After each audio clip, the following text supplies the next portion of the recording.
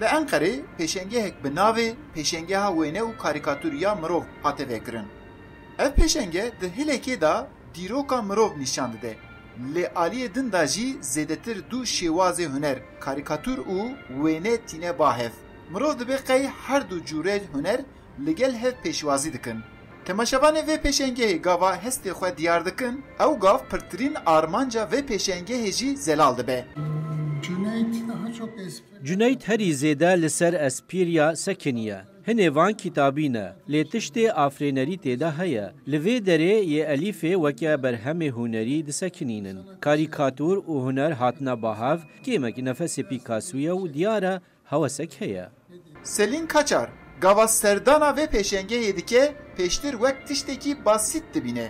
Lê gava wênan temaşe dike û nivîsê karîkatûran dixwîne matmayê dimîne. Yani ilk başta bir girdiğimde çocuk Gava destpêkê da ez hatim min got qey pêşengeha zarokaye piştî ku min temaşe kir û nivîsê ve naxwend ez matmayî bûm. Gelek kêfa min hat. Bi rastî gelek tiştê başin.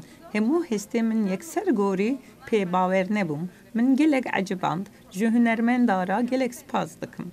Her temaşevan li gorî xwe di vê pêşengehê da mesajek digire. Alî uyan jî yek jivan temaşevanan e. Dibêje mirov gava li vê derê di nihêre kêmasiya xwe jî dibîne. Sergi bende Pêşengeh li ser min hestekî taybet durist kir. Heger li derekî astangê hebe bi huner şiklekî nû digire û pêş dikeve. Ev pêşengeh hestekî wisa da ser min.